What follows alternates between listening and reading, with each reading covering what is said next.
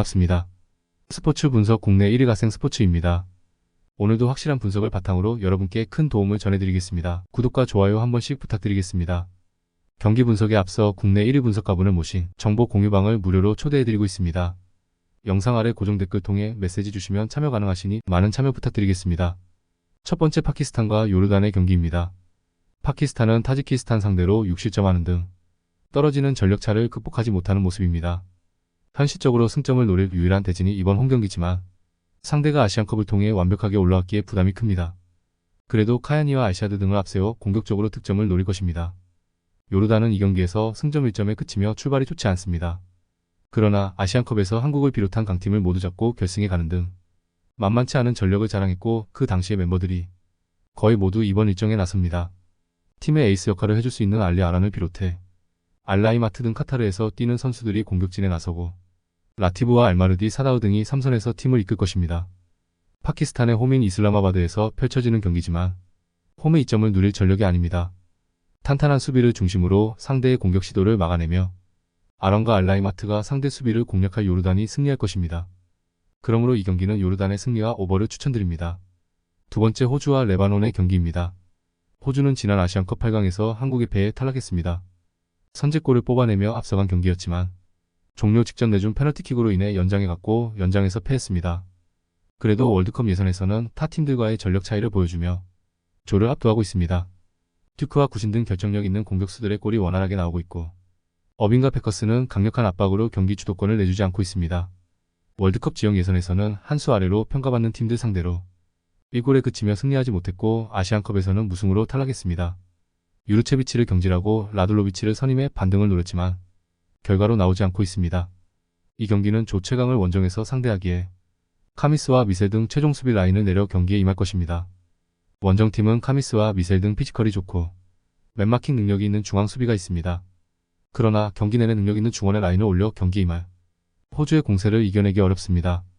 패커스가 중원을 장악하며 최전방의 공격수들을 살려줄 것이고 구진이 침투로 해결할 호주가 승리할 것입니다. 그러므로 이 경기는 호주의 승리와 언더를 추천드립니다. 세 번째 일본과 북한의 경기입니다. 일본은 지난 아시안컵에서 최악의 성적에 그쳤기에 이번 일정에서 자존심 회복이 중요합니다. 때문에 그들이 자랑하는 해외파 위주로 소집 명단을 꾸렸습니다. 수비 라인의 나가토코와 마이쿠마 정도를 제외한 선수들이 모두 해외파인데 페에노르트의 우에다와 셀틱의 마에다, 프라이부르크의 도안 리치를 비롯해 쿠보아오가 모리타 등이 정상적으로 소집됐습니다. 소속팀 주전 경쟁에서 밀려난 카마다의 공백을 메울 선수들이 충분합니다. 북한은 시리아에 패했지만 미얀마 원정에서는 승리를 따냈습니다. 주장인 윙어 정일관이 헤트트릭에 성공했고 한국 팬들에게도 잘 알려진 한강성의 전방 움직임도 빼어났습니다. 그러나 워낙 폐쇄적인 국가 성향상 국내 리그가 알려져 있지도 않고 해외에서 뛰는 선수도 찾기 힘든 팀입니다. 반의 감정이 큰 북한이기에 이번 원정에서도 격렬한 수비로 상대를 어렵게 하려 할 것입니다. 그러나 타라시아 수준의 패싱게임과 탈압박 능력을 자랑하는 일본 상대로는 원하는 경기를 하기 어렵습니다. 마에다와 쿠보 모리타가 공격을 주도할 일본이 승리할 것입니다. 그러므로 이 경기는 일본의 승리와 언더를 추천드립니다. 네 번째 한국과 태국의 경기입니다. 한국은 당연스럽게 지역 예선에서 조 1위를 달리고 있습니다. 싱가포르와 중국 상대로 힘의 격차를 보여주며 승점 6점을 따냈습니다. 그러나 현재 문제는 경기력과 전력이 아닙니다.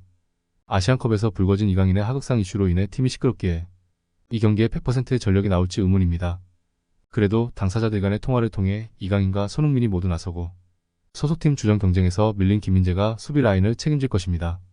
태국은 중국의 골득실에서 앞서 2위를 달리고 있습니다. 싱가포르 상대로 3골을 기록한 것이 컸습니다.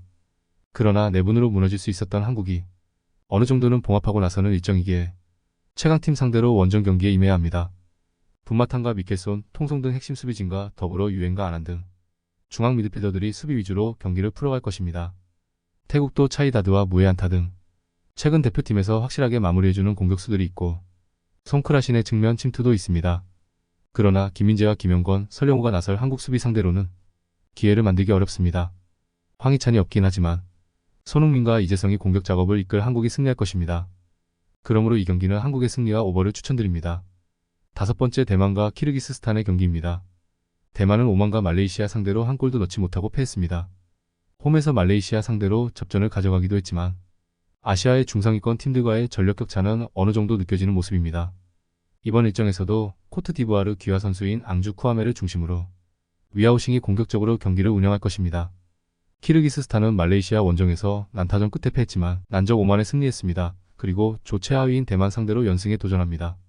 알리클로프와 바티르카노프 등 공격진에서 부상자가 나오긴 했지만 팀이 기대하는 조엘 코즈와 오른타예프 등이 공백을 메울 것이고 카이 메르크가 중원에서 팀에 안정감을 줄 수 있습니다.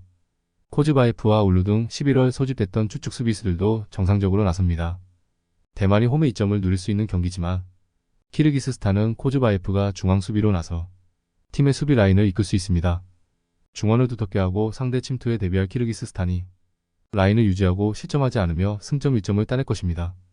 그러므로 이 경기는 무승부와 언더를 추천드립니다. 여섯 번째 홍콩과 우즈베키스탄의 경기입니다. 홍콩은 투르크메니스탄 상대로 승점 1점을 챙겼습니다. 그러나 아시아 8강권 팀 중 두 팀인 이란과 우즈벡 등과 같은 조기에 다음 라운드 진출은 현실상 쉽지 않습니다. 아시안컵에서는 나름 선전했지만 승점을 따내지 못하고 탈락했는데 그나마 안정적인 수비 라인과 달리 해결할 공격수가 없습니다. 우데부르졸과 안영가 등에게 기대를 걸지만 확실한 해결사로 보긴 어렵습니다. 우즈벡은 이란 상대로 패하지 않으며 조1위 경쟁을 이어가고 있습니다. 아시안컵에서도 비록 8강 탈락하긴 했지만 우승팀인 카타르 상대로 승부차기에서 패하는 등 만만치 않은 전력을 보여줬습니다. 그리고 이번 일정에는 아시안컵에 부상으로 빠졌던 팀의 주포이자 주장인 쇼무로도프가 돌아옵니다. 홍콩은 선두권 추격을 위해 공격적으로 홈경기에 임할 것입니다. 그러나 아슈마토프와 알리클로프, 사이피에프 등이 수비진에 나설 우즈벡 상대로 기회를 만들기 어렵습니다. 슈크로프가 중원에서 점차 주도권을 가져갈 것이고 쇼무로도프와 아모토프 등이 해결할 우즈벡이 승리할 것입니다. 그러므로 이 경기는 우즈벡의 승리와 오버를 추천드립니다. 일곱 번째 싱가포르와 중국의 경기입니다. 싱가포르는 한국과 태국에 연패하며 조 최하위로 처졌습니다. 한국이 워낙 강팀이기에 다른 두 팀 상대로 승점을 노려야 하는데 출발이 좋지 않습니다. 그래도 홈 일정으로 만나는 중국이기에 승점을 노릴만 합니다. 리그 최강팀인 라이언시티에 송이영과 하피즈 노루 등 5명의 선수만이 소집됐지만 다니엘 고와 이란 판디 등 공격진에 나서 해결할 선수들은 있습니다. 중국은 태국 원정 승리 이후 한국에 완패했습니다. 그리고 홍콩전을 시작으로 나선 올해 4경기에서 1승도 챙기지 못했고 아시안컵에서는 단 한 골도 넣지 못했습니다. 장모스와 브라우닝, 주천재 등이 나선 수비 라인은 거친 수비로 쉽게 공간을 주지 않았지만 역시 문제는 공격진입니다. 우레이와 장이닝, 탈롱 등이 해결해야 합니다.